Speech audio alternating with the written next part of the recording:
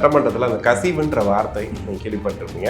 அதுக்கான மொத்த ரிப்போர்ட்டும் 3 டிபார்ட்மெண்ட்டில் நாங்கள் ஆடிட் பண்ணி சிஎம் டேபிள் வச்சுருக்கோம். அதுக்கு ஒரே ஒரு சாட்சி சொல்கிறேன். தனியார் பள்ளிகளுக்கான ஸ்கூல் வந்து உயர்த்துறதுக்கு தரம் உயர்த்துறதுக்கான அந்த பணி பார்ட்டி ஃபண்டு அந்த இது இல்லாமல் ஒரு ஆணையை வந்து ராஜ்மோகன் 1500 பள்ளிகளுக்கு கொடுத்தாருல்ல, அதே ஒரு சாட்சி தானே. லீக்கேஜ் அடைச்சது. அதே போல 100 கோடி ரூபாய் வாங்கிட்டு ஒரு பேர் அரசகுமார்னு ஒரு திமுக நிர்வாகி கைது, பிடி அரசு. அதை பத்திலாம் யாருமே பேசல. ஏன் அதெல்லாம் பத்தி பேச மாட்டீங்க? 75 வருஷ கட்சியை 2 ஆண்டுகள் வந்து இப்பதான் வந்திருக்காங்க, இப்பதான் அமைச்சராயிருக்காங்க. சட்டமன்றத்திலயும் பயங்கரமான இது நடந்துச்சு, அப்போசிட்டா அந்த ஃபைட் நடந்துச்சு. எப்படி பாக்குறீங்க? தாவேக்கா ஸ்கோர் பண்ணிருக்கு, ஹீரோவா மாறி இருக்கு. அதான் விஷயம். இன்னைக்கு தாவேக்கா எம்எல்ஏ பத்தி தரக்குறைவா பேசினாங்க, அமைச்சர்களை பார்த்து தரக்குறைவா. இன்னைக்கு நீங்க கேட்கக்கூடிய ஒவ்வொரு கேள்வி டான் எந்திரிச்சு பதில் சொன்னாங்கல்ல, அங்கதான் தாவேக்காவுடைய வளர்ச்சி இருக்குன்னு நான் சொல்ல வரேன். நீங்க எதுவுமே நீங்க என்னங்க நீங்க பில்லுக்குன்னு சொல்றீங்க, அதுக்கு இந்த மாதிரி பில்லுக்கு கொடுத்தாங்கன்னு சொல்லுங்க. அது ஏன்னா பழக தோஷமா இருந்திருக்கலாம்னு நான் நினைக்கிறேன். ஃபுல்லாவே அஜெண்டா. நான் பட்ஜெட் குறித்து விவாதம் நடக்குது. பட்ஜெட்ல இந்த தப்பு இருக்கு, எங்கேயாவது பேசுனீங்களா? அதான் கேட்குறேன். நான் கேட்கக்கூடிய கேள்வி, கலைஞர் பேரை ஏன் எடுத்தீங்கன்னு தான் கேட்குறாங்க. ஏன் எடுக்கிறீங்க கலைஞர் பேரை? நீங்க கேள்வியை மாத்தாதீங்க. குறைகள் அங்க இருக்கு, உங்க நிர்வாகிகள் மீது இருக்கு, உங்கள் முன்னாள் அமைச்சர்கள் மீது இருக்கு, முன்னாள் சட்டமன்ற உறுப்பினர்கள் மீது இருக்கு. அதை நீங்க கவனிக்காம ரீல்ஸ், இன்ஸ்டாகிராம், இவிஎம்னு சொல்லிட்டு உருட்டிட்டு இருக்கீங்க. அதை சொல்றவங்க பேச்சு நம்பிட்டு இருக்கீங்க பாருங்க. இது என்னடா திமுக? இதுதான் நான் சொல்ல வரேன். எல்லாமே மாய, எல்லாமே துடைப்பு, எல்லாமே ரீல்ஸ். செஞ்சது எல்லாமே திமுக. 3 வருஷம் அதிமுக ஆச்சு, 5 வருஷம் திமுக ஆச்சு. என்னத்தை கிழிச்சிங்க அந்த ஊருக்கு?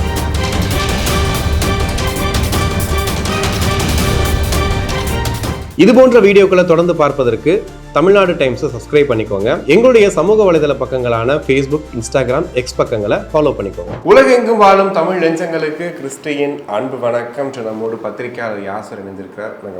வணக்கம் கிறிஸ்டி, எப்படி இருக்கீங்க? நல்லா. சட்டமன்றத்தில் அந்த கசிவுன்ற வார்த்தை நீங்க கேள்விப்பட்டிருப்பீங்க. அது கேட்ட உடனே வந்துட்டு ரகுபதி அவர்கள் சொல்றாரு, கசிவுனா என்ன கசிவு சொல்லுங்க அப்படின்னு. அதுக்கு வந்து நிதியமைச்சர் பதில் சொல்றாரு. அதுக்கான மொத்த ரிப்போர்ட்டும் 3 டிபார்ட்மெண்ட்டில் நாங்கள் ஆடிட் பண்ணி சிஎம் டேபிள் வச்சுருக்கோம் அப்படின்னு.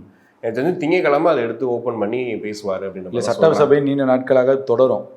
இப்போ சில வரக்கூடிய விமர்சனங்கள் எல்லாம் வந்து நிதித்துறை அமைச்சர் இந்த மானியம் மீதான விமர்சனம், பட்ஜெட் மீதான விமர்சனம்னா எண்டிங்கில் திரும்பி பேசுவாங்க. ஸோ அந்த தீர்மானங்களில், அந்த உரைகளில் வந்து மரிய வில்சன் இந்த விமர்சனத்துக்குலாம் பதில் சொல்லுவார்னு நான் நினைக்கிறேன். ஓகே, இவங்க சொன்ன குற்றச்சாட்டுகள் வைக்கிறாங்களா பட்ஜெட்டில், இதெல்லாம் சரியில்லை. ஸோ அதற்கான விளக்கம் அதில் கொடுப்பாருன்னு நம்ம நம்புகிறோம். ஏன்னா அது கொடுக்காத முன்னாடி நம்ம விமர்சனம் வைக்க முடியாது. ஓகே, பட் எதிர்பார்ப்புகள் அது இருக்குது. இதை செஞ்சிருவாங்கிற ஒரு நம்பிக்கையும் தாட்டு நமக்கு இருக்குது. அதை செய்வாங்க தாவேக்கன்னு நம்ம பார்க்குறோம். அப்போ 19 சில லீக்கேஜ்களை அடைச்சிருக்கோன்னு சொல்லி சொல்கிறாங்க. அதுக்கு ரகுபதி கேட்குறாருல, அதுக்கு ஒரே ஒரு சாட்சி சொல்கிறேன். தனியார் பள்ளிகளுக்கான அந்த பணி ஆணை, இது சாரி, அந்த ஸ்கூல் வந்து உயர்த்துறதுக்கு தரம் உயர்த்துறதுக்கான அந்த பணி ஆணை, பார்ட்டி ஃபண்டு அந்த இது இல்லாமல் ஒரு ஆணையை வந்து ராஜ்மோகன் 1500 பள்ளிகளுக்கு கொடுத்தாருல்ல, அதே ஒரு சாட்சி தானே. லீக்கேஜ் அடைச்சது. ஆமாம். அதே போல 100 கோடி ரூபாய் வாங்கிட்டு ஒரு பேர் அரசகுமார்னு ஒரு திமுக நிர்வாகி கைது, பிடி அரசு. அதை பத்திலாம் யாருமே பேசல. ஏன் அதெல்லாம் பத்தி பேச மாட்டீங்க? அப்ப அதுதான் லீக்கேஜ், அங்கதான் ஷார்ட்டேஜுங்கிறேன். இன்னைக்கு தனியார் பள்ளிகளுடைய ஃபீஸ் ஸ்ட்ரக்சரை வந்து மக்கள்கிட்ட கொண்டு போய் சேர்க்கணும், வெளியே வைக்கணும்னு சொல்லி பள்ளிக்கல்வித்துறை அது வரவேற்கத்தக்க விஷயம் தானே. ஏன் நீங்கள் உங்கள் ஆட்சியில் பண்ணலை? சரி, அதை சில பள்ளிகள் பின்பற்றலன்னு சொல்லி உடனே வழக்கு தொடர்ந்து அந்த வழக்கில் போய் நீதிமன்றம் வரை போய் சென்று வென்றது தமிழ்நாடு அரசு. தனி ஓய்வு பெற்ற நீதிபதி தலைமையில் ஒரு ஆய்வுக்குழு அமைச்சு எல்லா ஸ்கூல்லையும் இந்த நடைமுறையில் இருக்கான்னு செக் பண்ண சொல்லி நீதிமன்றம் சொல்லியிருக்கு. அப்போ இதை பற்றிலாம் பேசல. அப்போ அந்த லீக்கேஜ்லாம் ஷார்ட் அவுட் பண்ணுறாங்கல்ல. கண்டிப்பாக அதுதான் அவங்க கேள்வியாக கேட்குறாங்க. அப்போ மதுபானங்களில் இந்த பாட்டிலுக்கு 10 ரூபாய், அப்போ இங்கே வந்து நீங்கள் எந்த இடத்துல அந்த பாட்டிலுக்கு 10 ரூபாய் ஏன் வருதுங்கிற கேள்வி வரப்ப அதற்கான அந்த இறக்குமதியிலையும் அந்த ஸ்டாஃபுங்களுக்குமான பிரச்சனையே மதுவிலக்குத்துறை அமைச்சர் தீர்வு கண்டுட்டாரு. அதற்கான பத்திரிகையாளர் சந்திப்பு நடத்திட்டாரு. அப்ப அங்க ஷார்ட்டேஜ் அதை அடைச்சிருக்காங்கல்ல. தனியார் சங்கத்துல, டாஸ்மாக் ஊழியர் சங்கத்துல 4000 கடைகள்ல நாங்க 10 ரூபா வாங்க மாட்டோம்னு ஒப்புதல் கொடுத்தாங்க, பத்திரிகையில வந்து சொல்லியிருக்காங்க. ஓகே, அப்ப அது அந்த லீக்கேஜ் ஸ்டார்ட் பண்ணிருக்காங்க. கடை மூடலே ஒத்துக்க மாட்டாங்களே, மூடிருக்காங்க. அதெல்லாம் எங்களுக்கு மூடிருக்காங்க. இது அண்ணாமலையும் அது 200 கடைகள் மூடலன்னு சொல்லியிருக்காரு. சில கடைகளில் வந்து இந்த அக்கௌண்டபிள் பிரச்சனைகள் இருக்கும், பில்டிங் ஓனர் பிரச்சனைகள் இருக்கும், அதனால மூடாமல் இருக்கும். அதற்கான ஆக்ஷனும் எடுத்துட்டு இருக்காங்க. 2வது செட்டில்மெண்ட்லாம் பண்ணணும். உடனே எடுத்துட்டுலாம் போக முடியாது. எடுத்தோடனே மூடிட முடியும். முதல் நாள் சீல் வைக்க முடியாது. அந்த பில்டிங் வாடகை கூட்டம் அவன் என்ன பண்ணுவான்? அது சிக்கல்லாம் இருக்குல்ல. ஸோ அதெல்லாம் வந்து களை எடுப்பாங்க, உடனே எடுப்பாங்க. இப்போ எனக்கு தெரிஞ்சு ஒரு 500லேருந்து 600 கடைகள் மூடி இருக்காங்க. ஓகே. ஆனால் 700 கடைகளுக்கு ஆர்டர் பண்ணது உண்மைதான். ஆர்டர் போய் நோட்டீஸ்லாம் ஒட்டியிருக்காங்க, நானும் பார்த்துருக்கேன். ஒரு கடை காலி இல்லாமல் தான் இருக்காங்க, ஆனால் நோட்டீஸ் ஒட்டியிருக்காங்க, டைம் பீரியட் கொடுத்துருக்காங்க, அதுக்குள்ளே காலி பண்ணிருக்குன்னு சொல்லிட்டு. அதெல்லாம் இருக்கு. ஸோ ஒட்டுமொத்தமாக அது ஒரு குறையாக இவங்க பேசுவதெல்லாம் ஏற்புடையது, அதெல்லாம் கிடையாது. ஆதாரம் இல்லாமல் நீங்கள் குற்றச்சாட்டு வைக்க கூடாது. புஷியானந்தே சொன்னார்ல, ஆதாரத்தை சொல்லுங்கன்னு சொல்லி. நேற்று கேட்டார்ல, ஆதாரத்தை சொல்லுங்க, அப்படி குற்றவாளிகளா இருந்தா எங்க முதலமைச்சர் இங்க உட்கார வைக்க மாட்டான்னு சொல்லிட்டாருல. சட்டமன்றத்துல சொல்றாரு, தனிப்பட்ட மேடையில சொல்லல. 75 வருஷ கட்சியை 2 ஆண்டுகள் வந்து இப்பதான் வந்திருக்காங்க, இப்பதான் அமைச்சராயிருக்காங்க. சட்டமன்றத்திலயும் பயங்கரமான இது நடந்துச்சு, அப்போசிட்டா அந்த ஃபைட் நடந்து. எப்படி பாக்குறீங்க இந்த விஷயங்களை? இல்லைங்க, இப்போ எப்பயுமே திமுக ஆளுங்கட்சியா இருந்தாலும் எதிர்கட்சியாக இருந்தாலும் சட்டமன்றத்தில் அவங்க மட்டும் தான் ஸ்கோர் பண்ணுவாங்க. இன்று அதை முறியடித்து தாவேகா ஸ்கோர் பண்ணியிருக்கு, ஹீரோவா மாறி இருக்கு. அதுதான் விஷயம். இன்னைக்கு தாவேகா எம்எல்ஏ பார்த்து தரக்குறைவா பேசினாங்க, அமைச்சர்களை பார்த்து தரக்குறைவா. இன்னைக்கு நீங்க கேட்கக்கூடிய ஒவ்வொரு கேள்வியும் டான் எந்திரிச்சு பதில் சொன்னாங்கல்ல, அங்கதான் தாவேகாவுடைய வளர்ச்சி இருக்குன்னு நான் சொல்ல வரேன். இன்னைக்கு செங்கோட்டையன் எப்படி பதில் சொன்னாரு? ஒரு சீனியர் இருக்கிற வரைக்கும் நீங்க ஒன்றும் பண்ண முடியாது. இன்னைக்கு பட்ஜெட்ல வந்து குறைகளை சொன்னீங்க. இதே நிதித்துறை செயலாளர் MS சித்திக் இருக்காருல்ல, பல விஷயங்களை எடுத்து வச்சாரு, பல கடன்களை பத்தி பேசினாரு, அதே போல பல சாட்டேஜ் நாங்கள் பண்ண ஒண்ணா டாஸ்மாகுடைய வருமானத்தை பத்தி பேசினாரு. ஆனா அதே நிதித்துறை அமைச்சரை நீங்க தூக்கி மெட்ரோல போட்டிருக்கீங்க, செயலாளரை மெட்ரோல போட்டிருக்கீங்க. இதுதான் நீங்க செஞ்ச சாதனை. ஒரு நிதித்துறையில எக்ஸ்பீரியன்ஸ் ஆன செயலாளரை நீங்க எங்க வச்சிருந்தீங்கன்னு ஒரு கேள்வி இருக்கு. அவருடைய விளக்கம்ங்கிறது இதுவரைக்கும் யாருமே விமர்சனம் செய்யல. நிதித்துறை செயலாளர் ஒரு பேட்டி கொடுத்திருக்காரு, அவர் பேசினதுல ஒரே ஒரு பாயிண்ட் தான் திமுக பரப்புச்சு. 50 வருஷம் ஆனாலும் கடன் அடைக்க முடியாது. ஆனா கடனை குறைக்கலாம், கடன் அடைக்க முடியல. அதுவும் குறிப்பா அந்த பள்ளிக்கல்வித்துறையில ஏன் இவ்வளவு கம்மியா ஒதுக்கிறீங்கன்றது ஒரு கணக்கும் சொல்லியிருந்தாரு செலவினம் ஆட்சி. அந்த 6003 கோடிக்கும் கணக்கு சொல்லல எதுவுமே. அதுதான் சொல்ல வரேன். அப்போ இவங்க எதுவுமே பேச மாட்டாங்க கிறிஸ்டி. பேசாம ஒட்டுமொத்தமாக தாவேக சொல்லுவாங்க. இன்னைக்கு நிதித்துறை செயலாளர் பேட்டி கொடுத்தாருல, அதுல இருக்க குறைகளை சொல்லுங்க, ஒண்ணுமே சொல்ல மாட்டாங்க. அதுல ஒரே ஒரு பாயிண்ட், 50 லட்சம் 50 வருஷம் ஆனாலும் கடன் அடைக்க முடியும், அதை மட்டும் எடுத்து பேசுறீங்க. அவர் சொன்ன மற்ற விஷயத்தை விட்டீங்க. அப்ப எல்லா இடத்துலயும் பதில் சொல்ல இடத்துல தாவேக வந்துருச்சு. தாவேகாவை சமாளிக்க முடிய திறன் வந்து திமுகவுக்கு இருக்காங்கிற ஒரு சந்தேகம் இப்போ வந்துருச்சு. ஏன்னா அந்த இடத்துல ஸ்டாலின் அவர்கள் இல்லை, இன்னும் பல முன்னாள் எம்எல்ஏக்கள் இல்லை, முன்னாள் அமைச்சர்கள் இல்லை. அப்போ ஒரு மந்தமான நிலையில திமுக இருக்குதுன்னு பாக்குது. இது எப்பேற்பட்ட கொள்கையை பேசக்கூடிய திமுக சட்டமன்றத்துல இவங்க 2K கிட்ஸ் மாதிரி இப்ப மாறிட்டாங்க. புரியுதா உங்களுக்கு? இன்ஸ்டாகிராமை பத்தி எப்பயுமே திமுக வேற மாதிரி பேசுவான். இப்ப நேத்து அதே முன்னாள் அமைச்சர்கள் பேசுறாங்க. புரியுதா உங்களுக்கு? இதே மார்க்கண்டேயன் கைதாகி உள்ள போனார். அதே மார்க்கண்டேயன் என்னதான் பேசினாரு? மன்னிப்பு கேட்கிறாரு. இல்ல மன்னிப்பை விட்டுருங்க. அந்த நீங்க தாவேகா மேல விமர்சனம் என்ன வச்சுங்களோ அந்த விமர்சனத்தை விட பல மடங்கு அதிகமா நீங்க பேசிட்டு இருக்கீங்க நேற்று சட்டமன்றத்துல. நேற்று சட்டமன்றத்தில் திமுகவின் உரை இது நல்லா இருந்துச்சு, எது இருந்துச்சு சொல்லுங்க. இவர் பேசினாரு, இவர் வசந்தம் கார்த்திகேயன், நான் வந்து லவ் டுடே படம்லாம் பார்ப்பேன், என்னோட 3 பொண்ணுங்க வந்து சொல்லி அனுப்பிச்சாங்க, விஜயங்கள் கிட்ட வந்து கொஞ்சம் பார்த்து. அதுதான் சொல்ல வரல. இப்படி இருக்கும்போது நீங்க எப்படி எதிர்க்க முடியும் சட்டமன்றத்துல? அப்ப சட்டமன்றத்தில் எதிர்க்கக்கூடிய சக்தியை கூட திமுக இழந்துருச்சு. உங்களுக்கு புரியுதா? இப்ப எல்லாமே நெரேட்டிவா செட் பண்றாங்க. அதுதான் உங்களுக்கு சிக்கலுங்க. இப்ப இந்த இடத்துல 900 கோடின்ற விஷயத்துல வந்து ஆதவர்ஜனா கேட்கிறாரு. கேட்டதுக்கு உதயநிதிகள் இருந்து பதில் சொல்லும் போது ஏவாவேல் அவர்கள் கையை இப்படி பண்ணுவாரு, அது சொல்லாதீங்கன்ற மாதிரி. இப்போ கிட்டத்தட்ட ஒத்துக்கிட்ட மாதிரி ஆகி போச்சு. உதயநிதிகள் வாங்கினது உண்மைதான் அப்படின்ட்டு. பார்ட்டி ஃபண்டுங்கிறது என்ன? உண்மைக்கு இன்னொரு சாட்சி சொல்லவா? மார்ட்டின் அவருடைய பையன் ஜோஸ் சார்லஸ், அவரு பாண்டிச்சேரியில் LJK கட்சி ஆரம்பிச்சு நின்னாரு. அவருடைய ஒரு சேனல்ல வந்து பேட்டி கொடுக்குறப்ப பார்ட்டி ஃபண்டை பற்றியும் லாட்ரியை சட்டப்பூர்வமாக ஆக்குவதை பற்றியும் ஒரு பேட்டி கொடுத்துருக்காரு. அதற்கு முதல் திமுகவுடைய விளக்கத்தை கொடுக்க சொல்லுங்க. இந்த ஆளுநர் சனாவஸ்லாம் பேசுறாங்கல்ல, உத்தமன்கள், இதெல்லாம் பேசுங்க. நான் சொல்லல, சார்லஸே சொல்லியிருக்காரு, அவரே சொல்லியிருக்காரு. பார்ட்டி ஃபண்டு கேட்டாங்க, லீகலா கேட்டாங்க. லீகலா நீங்க பண்ண, இல்லீகலா வேணா பண்ணிக்கோங்கன்னு சொன்னது ஸ்டாலின் சபரிசனும் சொன்னாரு. ஆதாரம் எவிடன்ஸ் இருக்கு.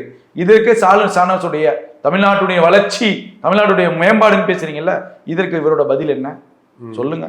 அவர் ஆதாரத்தோட சொன்னாரு. அது அந்த இன்டர்வியூ கூட தூக்கிட்டாங்க, நிறைய இடத்துல சேனல்ல போடக்கூடாது. அதெல்லாம் இருந்துச்சுங்க, எல்லா சேனல்லையும் இன்னும் இருக்கு அதெல்லாம். ஓகே, அதுக்கெல்லாம் இவங்க பதில் சொல்ல மாட்டாங்கன்னு சொல்ல வரேன். அப்ப அன்றைக்கு அது பேசப்பட்டுச்சு இல்ல, அதெல்லாம் நீங்க பேசல இல்ல. இப்ப தலைமை பண்பு மேல பிரச்சனைன்றாங்க. இப்ப எதிர்கட்சி தலைவரா வந்து உதயநிதி ஸ்டாலின் வந்து அந்த அளவுக்கு வந்து இப்போ உங்களுக்கு எதிர்கட்சி தலைவரா இல்ல துணை முதல்வராக இருந்து வருங்க, நீங்க ஒரு பேச்சாளர் போல பேசுறீங்க, சிவாஜி கிருஷ்ணமூர்த்தி மாதிரி. அதுதான் சிக்கலுங்கிற. திமுக தலைமையை தவறாக வழி நடத்துகிறாருங்கிற. சிம்பிளுங்க. பெரிய அளவுக்கு தவறுதலாக 60-70 நாட்களாக உங்களுக்கு தாவேக்கு எதிராக கட்டமைத்த எல்லா ஸ்ட்ராட்டஜி ஃபெயிலியர் வெளிப்படையா தெரியுது. தெரிஞ்சுமே சிக்கிட்டு இருக்கீங்க தாவே கேட்ட உங்களை பொலன்னு பொழந்துட்டு இருக்காங்க.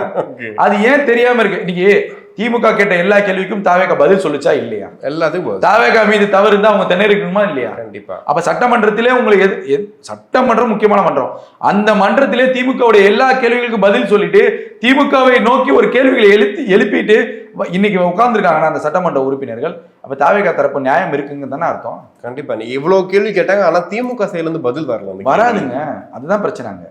அப்ப நீங்க அதை கவனிக்காம இன்னும் இன்ஸ்டாகிராம் EVMனு ஓட்டிட்டு இருந்தீங்க, அது எப்படி ஏற்படுதா? இல்ல, ஆனா இன்ஸ்டால அவங்க ஃபயர்லாம் விட்டாங்க பாத்தீங்களா? அதான் நல்லா ஃபயர் விடுவாங்க. உதயநிதி இந்த ரீல்ஸ் எல்லாத்தையும் முன்னாடியே கொண்டு வந்தது திமுக தான். அதிமுக கூட கொண்டு வரல, திமுக தான் ஃபுல்லாவே அஜெண்டா. நான் பட்ஜெட் குறித்து விவாதம் நடக்குது, பட்ஜெட்ல இந்த தப்பு இருக்கு, எங்கேயாவது பேசுனீங்களா? அதுதான் கேட்கறேன். எங்கேயாவது பட்ஜெட்டை குறித்து தப்பு இருக்கு, எங்கேயாவது பேசுனீங்களா? 1051 கோடி ரூபாய் உதயநிதியுடைய சேம் விளையாட்டுத்துறைக்கு ஒதுக்கியிருக்காங்க.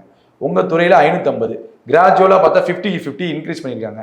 ஏன் இன்க்ரீஸ் பண்ணீங்க? நான் 550 கோடியில எவ்வளவு பண்ணேன், நீங்க 1050 கோடியில என்ன பண்ண போறீங்க? உதயநிதி எங்கேயாவது பேசினாரா? நான் கேட்கக்கூடிய கேள்வி, கலைஞர் பேரை ஏன் எடுத்தீங்கன்னு தான் கேட்கறாங்க. ஏன் எடுக்கிறீங்க கலைஞர் பேரை? நீங்க கேள்வியை மாத்தாதீங்க. 550 கோடி உதயநிதிக்கு சப்போர்ட் பண்ணாரு. இல்லைங்க, சப்போர்ட் ஆளுங்க கேட்கறாங்க. 550 கோடி திமுக ஆட்சியில பட்ஜெட்ல ஒதுக்குனீங்க விளையாட்டுத்துறைக்கு. 1051 கோடி ரூபாய் முதல் பட்ஜெட்ல விளையாட்டுத்துறைக்கு தாவேகா ஒதுக்கி இருக்கு. ரெண்டுக்கும் டிஃபரெண்ட் எவ்வளவு இருக்கு? 50-50 இருக்கு. அப்ப 50-50 இருக்கும்போது உதயநிதி என்ன சொல்லிருக்கணும்? கல்வித்துறையை மட்டும் பத்தி பேசுனீங்கல்ல, உங்க துறையை பத்தி ஏன் பேசல? ஏன் பேசல? அவர்தான் கார் ரேஸ் எல்லாம் பண்ணாருல. அதுதான் இங்க சிக்கல். அங்கதான் வந்துட்டாரு, கிறிஸ்டி பாயிண்ட் வந்தாரு. அப்ப என் துறையில நான் இவ்வளவு ஒதுக்கி இவ்வளவு விளையாட்டுத்துறைக்கு சாதனை பண்ணேன், இப்ப ஏங்க வெட்டி செலவு அந்த 500 கோடி கல்வித்துறைக்கு மற்றதுக்கு ஏத்திருக்கலாமே நீங்க ஒரு வாதத்தை வச்சிருக்கலாமா? மக்கள் அதை பார்த்திருப்பாங்களா, வச்சிருப்பாங்க? ஏன்னா சிக்கல் எப்படி வச்சுக்க முடியும்? அப்ப கேட்பாங்க, டக்குனு கார் ரேஸ்னால என்னத்தை கண்டீங்க? அந்த கார் ரேஸே 550 கோடி ரூபாய் பட்ஜெட்டுக்குள்ள நடத்தி முடிச்சிட்டீங்க எல்லாம். அந்த கார் ரேஸ் நடத்தி முடிச்சதனால் தமிழ்நாட்டு விளையாட்டுத்துறையில் நடந்த மாற்றம் என்ன? கிறிஸ்டி சொல்லுவாரு. அந்த பிரிட்ஜ் வந்து மாத்திருந்தீங்க, நல்லா லைட் எல்லாம் போட்டு விட்டு இருந்தீங்க, ஒரு 2-3 நாளைக்கு கார் ரேஸ் நடத்தி என்ன தமிழ்நாட்டுக்கு மாறிச்சு சொல்லுங்க. இல்ல, அதாங்க சொல்றேன். அந்த கார் ரேஸ் விளம்பரத்திற்கு எவ்வளவு TND பேர் செலவு பண்ணுச்சு சொல்லுங்க. எத்தனை இன்ஃபுளுசர்ஸ் பேசினாங்க சொல்லுங்க. கார் ரேஸ் நடந்த ஒரே சாதனை என்ன தெரியுமா? அஜித் அவர்கள் அந்த கார் ரேஸை தொடர்றாரு, அவ்வளவுதான் சாதனை. இல்ல, சென்னையில டிராபிக் போச்சு, ரூட்டை மாத்தி விட்டீங்க, நல்லா சப்போர்ட் பண்றாரு. ஒண்ணுமே நடக்கல. நான் கேட்கிற கேள்வி நியாயமா மக்களை நீங்களே சொல்லுங்க. இந்த 550 கோடி ரூபாய் பட்ஜெட்ல கார் ரேஸ் நடத்துனீங்க, அந்த கார் ரேஸ் யார் காசுல நடத்தீங்க? கவர்மெண்ட் காசு. சரி, அதை நடத்தி இதெல்லாம் மாறிச்சு தமிழ்நாட்டு விளையாட்டுத்துறையில. தமிழ்நாட்டு மக்களுக்கும் இது யூஸ் ஆச்சுன்னா என்னங்கிறது கேட்கறாங்க. பேசினா எங்கெங்கயோ போகுங்க. இப்ப யாருக்காக நடத்தினாருன்னு கேள்வி வரும். இப்ப அதே சரி, அதை விட்டுருங்க. அதே வந்து செஸ் ஒலிம்பியாட்னு ஒண்ணு இருந்துச்சு. ரோடெல்லாம் நீங்க கருப்பு செஸ் எல்லாம் போட்டு பெரிய பிரபலமான இயக்குனர் அந்த விளம்பரத்தை ஷூட் பண்ணாரு. அதுக்கெல்லாம் ஒதுக்குன நிதி எதுல இருந்து ஒதுக்குனீங்க சொல்லுங்க. இன்னைக்கு 1051 கோடி ரூபாய் நிதியை ஆதவர்ஜனனுடைய துறைக்கு ஒதுக்குனாலும் ஆதவர்ஜனன் அமைச்சராக பதவியேற்று சென்ற உடனே அங்க இருக்கக்கூடிய அரசு உதவி பெறக்கூடிய விளையாட்டு வீரர்களுக்கு ஷூ கூட இல்லைங்க. அதாங்க சிக்கல். இல்லைங்க, எத்தனையோ படங்கள்லாம் எங்கெங்க போச்சு உங்க பட்ஜெட்னு நான் கேட்கறேங்க. வட சென்னையில வந்து ஃபுட்பால் பிளேயர்ஸ் எல்லாம் இருக்காங்க, அதெல்லாம் பண்றாங்க, கேரம் ஆடுறாங்க, எல்லாமே இருந்துச்சு. ஆனா எனக்கு தெரிஞ்சு செஸ்ஸுக்கும் கார் ரேஸுக்கும் செலவு பண்ணத ஏன் இவங்களுக்கு ஒரு ஷூ வாங்கி கொடுக்கல? இப்ப மைதானத்தை 5 வருஷத்துல நீங்க சிறப்பா பண்ணீங்கன்னா புதுசா வந்த 1 மாசத்துக்கு கூட இருக்காதுங்க. ஆதவர்ஜனன் ஆய்வுக்கு போய் அமைச்சரா பதவியேற்று 1 வாரத்துக்குள்ளதான் நினைக்கிறேன். 1 வாரத்துக்குள்ள போறாரு, ஷூ கூட இல்ல, தரமான ஷூ கூட இல்லைன்னு ஒரு புகார் வைக்கிறாரு. அதற்கு நீங்க விளையாட்டுத்துறை அமைச்சர் தானே, நீங்க முன்னாடி ஒரு அறிக்கை கொடுக்கணும், ஆதவ சொல்வது பொய்ன்னு ஏன் சொல்லல? அப்ப அந்த உங்க துறைக்கு எந்த பயன்பாடும் இல்லைங்கிறது தான் பிரச்சனை. இன்னைக்கு 1051 கோடியில ஒலிம்பிக் மையம் அமைப்போன்னு தாவேகா சொல்லியிருக்கு, அதற்கு எதிர்ப்பு இல்லையே. ஜல்லிக்கட்டுக்கெல்லாம் போய் உட்காருவாரு, எல்லாம் பார்த்தது இல்லையா? அதான் விஷயம். இதான் இங்க சிக்கல். இங்க புரியுதா? தமிழ்நாட்டு மக்கள் எதை கேள்வி கேட்கணுமோ அதை கேள்வி கேட்க விட மாட்டாங்க. உடனே கொள்கை ரீதியாக இங்க சில பேர் பேசுவாங்க. தமிழ்நாட்டுக்கு அதை பாஜக தேவையில்லாம பாஜக உள்ள கொண்டு வருவாங்க. இங்க தமிழ்நாட்டு பிரச்சனைகள் பேச மாட்டாங்க, தேவையில்லாம பாஜக. இன்னொரு சாட்சி சொல்றேன், இன்னொரு முக்கியமான சாட்சி. நேற்று சட்டமன்றத்திலே நடந்த ஒரு சாட்சியை சொல்றேன். அதற்கு திமுக இருந்து ஒரு பதில் சொன்னாங்க அப்படின்னு ஒரு பதில சொல்லுங்க. செஞ்சி சட்டமன்ற வேட்பாளர், சட்டமன்ற உறுப்பினர், அவரு பாமகவுடைய உறுப்பினர். இந்த முறை, கடந்த முறை செஞ்சியில யாருன்னு நமக்கு தெரியும், ஒரு அமைச்சர் இருந்தார். அந்த தொகுதியில் அவர் என்ன சொல்றாரு, நீட்டுக்காக ஒரு மாணவி தற்கொலை பயின்ற முயற்சி செஞ்சாங்க. சரியான ஆரம்ப சுகாதார நிலையம் இல்லை, ஒரு மருத்துவ கட்டமைப்பு இல்லை. அந்த மருத்துவ கட்டமைப்பு செஞ்சியில் இருந்திருந்தா அந்த குழந்தையை உயிரை அங்கேயே காப்பாற்றிருக்கலாம். உயர் மருத்துவமனைக்காக நாங்கள் சேத்துப்பட்டுக்கு எடுத்துக்க வேண்டிய அவசியம் இருந்திருக்காருன்னு ஒரு விஷயம் சொல்றாரு. அந்த மாணவினுடைய மரணத்திற்கு முன்னாள் முதலமைச்சர் ஸ்டாலின் வந்து ஆறுதல் சொன்னார்னு சொல்றீங்க. அந்த சம்பவம் நடந்து 8 வருஷமாக, சாரி, அந்த கோரிக்கைகள் 8 வருஷமாக தொடருதுங்கிறீங்க. அப்போ இந்த 8 வருஷத்தை டிவைன் பண்ணிக்கோங்க. 3 வருஷம் அதிமுக ஆட்சி, 5 வருஷம் திமுக ஆட்சி. என்னத்தை கிழிச்சிங்க அந்த ஊருக்கு? நான் சொல்லலை, அந்த சட்டமன்ற உறுப்பினர் சொல்றாரு. அவர் இப்போ வந்து சொல்லணும் அதை. புது சட்டமன்ற உறுப்பினர் திமுக கூட கிடையாது, பாமக சட்டமன்ற உறுப்பினர். இல்ல முன்னாடி அங்கிருந்த அமைச்சர் என்ன பண்ணாரு அதுதான் எனக்கு தெரியல. அவர்தானே திமுக. இதுதான் மக்கள் நலன், இதுதான் மக்கள் நலன். மக்களுக்கு எல்லாத்தையும் செஞ்சு முடிச்சிட்டோம். அதாவது ஓட்டு போட்டவங்களோட ஓட்டு போடாதவங்களும் ஏன்டா ஓட்டு போடலன்னு சொல்லி வருத்தப்படுற அளவுக்கு இந்த ஆட்சி இருக்குன்னு சொன்னீங்களே, தான் வருத்தப்பட்டாரு பாமக வேட்பாளர். அதை நம்ம கேட்குறோம். இப்போ 2000 ரூபாய் 1000 ரூபாய் நீங்க கொடுத்துருந்தீங்க, கடைசி மாதம் 5000 ரூபாய் போட்டு விடுவீங்களா அந்த எலெக்ஷன்னால பாஜக கொடுக்காம? கோடை காலத்துல மக்கள் கஷ்டப்படுவாங்க, எதுக்கு அது கொடுக்கணும்னு நான் கேட்குறேன். இன்னைக்கு இந்த 1000 ரூபாய் தொடருது, விஜய் அவர்கள் கரெக்டாக கொடுத்துட்டு இருக்காரு. அப்ப ஏன் இந்த செலவினங்களை ஏன் குறைக்கல? நீங்க 5000 ரூபாய் கிறிஸ்டி ஒரு கார்டு நீங்க போட்டீங்க, சேர்த்து போட்டீங்க. ஆமா ஆமா.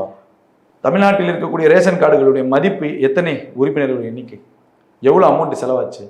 அது ஒரு 1000 கோடி வச்சிருக்கலாமா? ஒரு எக்ஸாம்பிளுக்கு 1000 இருக்கலாம், எக்ஸாம்பிளுக்கு 1000 கோடி. அந்த 1000 கோடி வேற எதுலயாவது ஷார்டேஜ் பண்ணிருக்கலாமே, நீங்க மிச்சப்படுத்திருக்கலாமே. நீங்க கொடுக்கலன்னு யாராவது போராடினாங்களா அந்த டைம்ல? இல்ல ஸ்டாலின் ஏமாத்திட்டாருன்னு போராடினாங்களா? அதான் நம்ம கேட்குறோம். எலெக்ஷன் வருது இல்ல, இப்போ ஒட்டுமொத்தமாக நீங்க எல்லாத்தையும் பண்ணிட்டு தேவைக்கா மேல பட்ஜெட்ல அது இல்லை இது இல்லைன்னு குறை சொல்வது எப்படி ஏத்துக்க முடியும்? ஆனா கொடுத்துட்டும் பாருங்களேன் ஓட்டு எங்க போட்டிருக்காங்கன்னு. அதான் விஷயம். அதான் தமிழ்நாட்டு மக்கள், உண்மையிலுமே தமிழ்நாட்டு மக்களுக்கு அடிப்படை தெரியும். கிருஷ்ண 8 வருஷமா ஒரு சட்டமன்ற உறுப்பினர் கோரிக்கை வைக்கிறாரு, அந்த தொகுதியில 2 முறை அமைச்சர் என்னத்தை அங்க கிழிச்சாருங்கிறது தான் தெரியல. அப்போ மக்கள் அதை கேட்குறீங்களே, என்ன எங்க போறீங்க? திமுக ஏன் அதை கவனிக்க தவறிவிட்டதே சொல்ற. குறைகள் அங்க இருக்கு, உங்க நிர்வாகிகள் மீது இருக்கு, உங்கள் முன்னாள் அமைச்சர்கள் மீது இருக்கு, முன்னாள் சட்டமன்ற உறுப்பினர்கள் மீது இருக்கு. அதை நீங்க கவனிக்காம ரீல்ஸ், இன்ஸ்டாகிராம், இவிஎம்னு சொல்லிட்டு உருட்டிட்டு இருக்கீங்க. அதை சொல்றவங்க பேச்சு நம்பிட்டு இருக்கீங்க பாருங்க. இது என்னடா திமுக? இதுதான் நான் சொல்ல வரேன். இன்னும் நேற்று இரவு வரைக்கும் ஒரு பத்திரிகையாளர் சொல்ல இவிஎம்ல தான் தோத்தார் ஜெயிச்சார் விஜய், அதையும் நம்புறீங்க நீங்க. அதை தான் நான் சொல்ல வரேன். குறை கண்ணுக்கு எதிராக ஒரு ஆதாரமிக்க சாட்சியாக ஒரு உறுப்பினரே பேசுறாருங்க. 8 வருஷமாக இந்த பிரச்சனை இருக்குன்னு. சைதாப்பேட்டை சட்டமன்ற உறுப்பினர் மா சுப்பிரமணியன் தான் மருத்துவ நல்வாழ்வுத்துறை அமைச்சராக இருந்தாரு. எல்லா இடத்துக்கும் ஓடுவார், 7 மணிக்கெல்லாம் எந்திரிச்சு. அது ஒரு வீடியோ ஃபேஸ்புக்ல போடுவாரு, வாக்கிங் போவாரு. அந்த 7 கிலோமீட்டர் இங்கே ஓடி இருந்தா அந்த மக்கள் கேட்கறத நீங்க செஞ்சிருக்கலாமே. எல்லாமே மாய, எல்லாமே துடைப்பு, எல்லாமே ரீல்ஸ், செஞ்சது எல்லாமே திமுக. பழனி கோயில் அந்த சர்ச்சை வந்து நீண்டு போயிட்டே இருக்குது. இது பார்க்குறோம், அந்த கைது செய்யப்பட்டவர் இறந்து போறாரு. இன்னைக்கு அதுல இருந்து அந்த சார் பதிவாளர் வந்து ஐசியூல இருக்காரு அப்படின்னு. எனக்கு என்னமோ டக்குன்னு பார்த்தா இது என்ன நடந்துட்டு இருக்குன்னு தெரியலையே, ஏதோ தப்பு நடக்குதா? ஏன்னா இது வந்து ரொம்ப எதர்ச்சியா சாதமா நடக்குதுன்னு சொல்லி கலந்துட முடியாது. ஸோ பின்னாடி எதுவும் சதி இருக்கா? ஏன்னா இந்த மாதிரி அவங்க கண்காணிப்புல இருக்கும்போது இறந்து போறாங்கன்னா அது அரசு தான் பொறுப்பே இருக்கணும். ஸோ என்ன நடந்துகிட்டு இருக்கு? இல்லை, இந்த சம்பவம் வந்து முதல்ல ஆரம்பித்தது வந்து அமைச்சர் ரமேஷை சுற்றிய நடந்த செய்திகள், தாவேக அரசின் மீது விழுந்த மிகப்பெரிய பழிச்சொல், அதில் மாற்றுக்கிறது கிடையாது. எடுத்த உடனே எல்லாத்துக்கும் ஷாக். நமக்குமே நியூஸ் பார்க்குறப்ப பெரிய ஷாக். என்னடா அது ரமேஷ் இந்த மாதிரி பண்ணிட்டாரா? ஏன்னா ரமேஷ் நமக்கு நல்ல நண்பராச்சு, அவர் சொந்த வீடு கூட இல்லையே, அப்புறம் அவர் இந்த மாதிரிலாம் அப்பெல்லாம் கூட டாட்லாம் வந்து உடனே பரப்பப்பட்டுச்சு, என்னடா அப்படிங்கிற மாதிரிலாம் இருந்துச்சு. அப்புறம் உண்மையை விசாரிச்சு அப்படிலாம் இல்லைங்கிறது நமக்கு நம்பிக்கையே தெரியும். அவர் அப்படிலாம் பண்ண மாட்டாரு, நல்ல மனிதர்னு தெரியும். ஆனால் ஒட்டுமொத்தமாக இந்த ஒரு பழிச்சொல் வந்துச்சா. அப்போ நம்ம என்ன சொல்ல வரோம் அப்படின்னா, இந்த கேஸ் சிபிசிஐடிக்கு மாற்றணும்னு தான் இந்த நபர்கள்லாம் கைது செய்யப்படுகிறார்கள். நேற்றைய தினம் வாண்டடாகவே ஒரு புரோக்கர் வந்து சரண்டர் ஆயிட்டாரு அந்த கேஸ்ல. ஓகே, பழனி கேஸ்ல வாண்டடா நானும் குற்றவாளின்னு வந்து சரண்டர் ஆயிட்டாரு ஒரு அக்யூஸ்ட், ஒரு புரோக்கர் அவர். அப்போ ஒட்டுமொத்தமாக சிபிஐ சரியான திசையில இந்த வழக்கை விசாரித்து எடுத்துட்டு போறாங்கன்னு நம்ம பேசணும். பல ஊடகங்களில் இதை பேசும்போது ஆரம்ப காலத்தில் தாவேக அரசின் மீதும் அமைச்சர் ரமேஷ் மீதும் விமர்சனம் வைக்கக்கூடிய சூழல்ல பழனி கேஸ் இருக்கும்போது விசாரணையை பற்றி யாருமே வாய் திறக்கலைங்கிற ஒரு கேள்வி எழுப்பணும். அப்ப யாருமே எழுப்பல. அதுக்கப்புறம் பார்த்தா இது ஒரு விவாத பொருளா மாறிடுச்சு. அப்ப இதை நம்ம சீரியஸா எடுத்து நியூஸ்லாம் பார்க்குறப்ப அங்க இருக்கக்கூடிய லோக்கல் ரிப்போர்ட்டர் கேட்குறோம், அந்த பழனியில் இருக்கிறவங்கள்ட்டையும் கேட்டோம். அப்புறம் அவருக்கு சுகர் இந்த மாதிரி பல நோய்கள் இருக்கிறதுங்கிறது தெரியுது. தொடர்ந்து மருத்துவ கண்காணிப்புல இருந்தாருங்கிற தகவலும் வந்துருச்சு. அப்போ மாற்று கருத்து கிடையாது. நம்ம என்ன சொல்ல வரோம்னா, அந்த அடிப்படையில் கூட இப்போ ஒரு நோயாளி வந்து வீட்டில் கொடுக்குற கேருங்கிறது வேற மாதிரி இருக்கும், சிறையில் கொடுக்குற கேருங்கிறது வேற மாதிரி இருக்கும். ஸோ அந்த அடிப்படையில் ஒரு மன உளைச்சலில் கூட ஏதாவது மன அளவில் கூட ஏதாவது கூட வந்திருக்கலாம். ஹார்ட் அட்டாக் கூட வந்திருக்கலாம், ஏதாவது ஒன்று நடந்திருக்க வாய்ப்புகள் இருக்கு. இது வந்து மருத்துவ ரீதியான பிரச்சனைகள். இது ஓகே ஓகே. இப்போ நீங்கள் வைக்கக்கூடிய விமர்சன ரீதியாக நம்ம பேசும்போது தாவேக்கா எதிர்த்து ஒரு கேள்வி கேட்கக்கூடிய சூழல் இருக்கு. என்னன்னா இந்த விமர்சனங்களை தடுக்கக்கூடிய இடத்துல வந்து தாவேக்கா இருக்கு. இன்றைக்கு இது ஒரு விமர்சனமாக வரும்போது இந்த இடத்துல தாவேக்கா அதிகாரப்பூர்வமாக சில தகவல்களை வெளியிடணும். சிறைத்துறையை வைத்து, சிறைத்துறை அதிகாரிகளை வைத்து எப்படி ஆச்சு என்ன ஆச்சுன்னு ஆமா சொல்லணும். இதுல வந்து கொஞ்சம் மந்தமா இருக்காங்கன்னு நம்ம பார்க்குறோம். ஒருவேளை இந்த கேஸ்ல வந்து ஏதாவது ஒரு தவறுதல் நடந்திருந்தா தாவேக்காவின் மீது திருப்பப்படுகிறதுனா தாவேக்கா செஞ்சது தப்பு, மாற்றுக்கிறது கிடையாது. ஏன்னா இது ஹைலி கான்ஃபிடென்ஷியலான ஒரு இஷ்யூ, தமிழ்நாடு மக்கள் முழுவதும் பேசக்கூடிய ஒரு இஷ்யூ.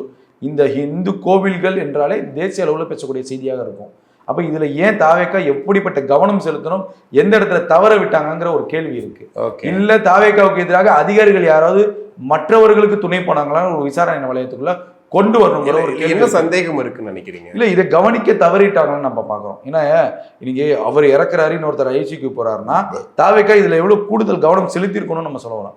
இம்பார்ட்டன்டான விஷயங்களை முன்னெடுத்திருக்கணும். அப்போ அவர் மருத்துவ கண்காணிப்பு மருத்துவ கண்காணிப்பு தொடர் மருத்துவ கண்காணிப்பு இருந்தாரா, அறிக்கைகளை வெளியிடுங்க. கேமராக்கள், சிசிடிவி கேமராக்கள் இருக்கா, அதுக்கான விஷயங்களை வெளியிடுங்க. அப்போ ஒட்டுமொத்தமாக நிறைய விஷயங்களை வெளியிட்டு இருக்கணுங்கிற ஒரு கேள்வி. Okay okay. இந்த சந்தேகத்திற்கு அவங்க இடம் கொடுத்துருக்க கூடாது. ஏன்னா ரொம்ப பெரிய சென்சிட்டிவான கேஸுங்க இது. 10 கோடி ரூபா 100 கோடி ரூபா மதிப்புங்க அது. அப்படிங்கிறப்ப பெரிய சென்சிட்டிவா தமிழ்நாட்டில் போகும்போது இதுக்கு பின்னாடி திமுக இருக்கா இல்ல தாவேக்கா அமைச்சர் தப்பு பண்ணாரா, குற்றம் இருக்கு. ஆனா சென்சிட்டிவான விஷயத்தை ஹேண்டில் பண்றப்ப கேர்ஃபுல்லா ஹேண்டில் பண்ணுங்கிறோம். தாவேக்கா இந்த மாதிரி விமர்சனத்துக்கு வழியே விடக்கூடாது. இந்த குற்றச்சாட்டு வரும்போது தூக்கி அப்படி போட்டுருவோம், நீங்க எவிடன்ஸ் தூக்கி போட்டுருவோம் அப்படிங்கிறப்ப ஷார்ட் அவுட் ஆயிரும். ஏன்னா இது வந்து ஒரு அரசியலாக மாற்ற போறோம். இப்போ அவரு எப்படி இறந்தாரு என்னங்கிறது மருத்துவ அறிவுகள் கொடுத்தாலும் இப்போ உறவினர்கள் சாலை போறனாலே சந்தேக மரணம்னு வந்துடும். ஓகே, இப்ப இருக்கக்கூடிய சூழல் அப்படிதான் இருக்கு. அப்ப அந்த சென்சிட்டிவான விஷயங்களை கையாளுவதில் தாவேக்கா தவற விடக்கூடாது எப்பயுமே. இது ஒரு முன்னெச்சரிக்கையா நீங்க வச்சுக்கோங்க பழனி மேட்டரை. அப்ப இனி வருங்காலங்களில் இது போன்ற சம்பவங்களை தவிர்த்து கொள்ளணுங்கிறது ஒரு கோரிக்கை. அதே பழனி மீனாட்சி அம்மன் கோயிலை பத்தி டாக்குமெண்ட் எடுத்து இன்னைக்கு விசாரிச்சுட்டு இருக்காங்க. அது வரவேற்கத்தக்கமா இருக்குல்ல. அப்ப அந்த அளவுக்கு இதையும் சென்சிட்டிவா நீங்க கொண்டு போகணும். அப்ப இது வந்து முழுமையான டீட்டெயில்ஸ் தெரியாம விமர்சனங்களை முன்னாடியே கொண்டு போறாங்க. அதாவது உண்மையை விட பொய்யை அதிகமாக கொண்டு போகல. இப்போ எதிர்கட்சி கையில எடுத்தாங்கன்னா இது இன்னும் பெரிய இஷ்யூ. ஆமா, இஷ்யூ ஆகும். இப்ப அந்த ஃபேமிலியே வந்து ஒரு 50 பேரோட போராடினாங்கன்னா சந்தேகம் வரணும்னு ஒரு கேள்வி எழுப்புறாங்க. கண்டிப்பா அது ஒரு பெரிய அளவுல சென்சிட்டிவா போகுங்கிறேன். அப்ப அந்த இடத்துல ஏன் நீங்க விடுறீங்கன்னு கேட்கிறேன். அந்த விமர்சனம் ஏன் விடக்கூடாது, அடைச்சிடணும் அந்த ஹோலை. அதுதான் நம்ம சொல்ல வரோம். அப்ப இது விமர்சனமாகும். இது ஏற்கனவே லாக்அப் டெத் 2 நடந்திருக்கு. அப்ப உங்க ஆட்சியிலே இந்த மாதிரி பிரச்சனைகள் இருக்குன்னா அதிகாரிகள் யாராவது வேற ஒருவர்களுக்கு துணை போறாங்களான்னு கவனிங்க. ஓகே. அப்ப இது அதிகாரிகள் மேலும் குறைகள் இருக்கு. அரசு சொல்ல முடியாது. ஏன்னா அரசு போய் ஜெயிலில் போய் உட்கார முடியாது, மினிஸ்டர் போய் உட்கார முடியாது, பார்க்க முடியாது. அப்ப அதிகாரிகள் வேற ஒரு துறைகள் எங்க இருக்குன்றத கண்டுபிடிச்சு வேற நபர்களுடைய தூண்டுதலின் பேரில் ஏதாவது நடக்குதாங்கிறத அந்த சிக்கலை கலையிடுங்க. அப்படி நடந்துச்சுன்னா அவங்க மேல வழக்கெல்லாம் போடுங்க, டிஸ்மிஸ் பண்ணுங்க, வேலையை விட்டு தூக்குங்க. அந்த மாதிரி அதிகாரியே உங்களுக்கு தேவையில்லை இந்த 5 வருஷம். அவன் உங்களுக்கு கருப்பாடா தான் இருப்பான். பணி நீக்கம்லாம் வேண்டாம். ஆமா, தூக்கிட்டு வேலையை விட்டு தூக்கிட்டு நல்ல ஒரு தூக்கி காலி பண்ணிட்டு வேற ஒரு அதிகாரியை தூக்கி போடுங்க, உங்களுக்கு ஃபேவரா இருக்கிற ஆளை. ஏன்னா நீங்க வந்து புது கட்சி, உங்க கூட 5 வருஷம் பழகினாதான் அடுத்த 5 வருஷம் உங்களுக்கு சரியா அடாப்டபுளா இருப்பான். இப்ப இருக்கிற அதிகாரிகள் எல்லாமே அந்த திமுக அதிமுகவுக்கு ஏற்றாறு போல பணி செஞ்சவங்க. அப்ப அந்த இடத்துல ஒரு லைட்டா சந்தேகம் வைங்கன்னு நம்ம சொல்ல வரோம். அதிகாரிகள் மேலேயும் சந்தேகம் வைங்கன்னு சொல்ல வரோம். ஏன்னா முழுமையான விவரங்கள் தெரியாமல சில திமுக தரப்பு ஆதரவாளர்கள், சில எதிர்கட்சிகள் விஜயின் மீதும் விஜய் அரசின் மீதும் இந்த மரணத்தை காலையில வைத்து விளையாண்டுட்டு இருக்காங்க. ஓகே, அது ஒரு ஆபத்தான அரசியல் கொண்டு போய் விட்டு. கண்டிப்பா நிறைய விஷயங்கள் பேசணும், நிறைய சம்பவங்களை பேசணும் இன்னைக்கு. ஸோ மீண்டும் சந்திப்போம். நன்றி. நன்றி கிறிஸ்டின்.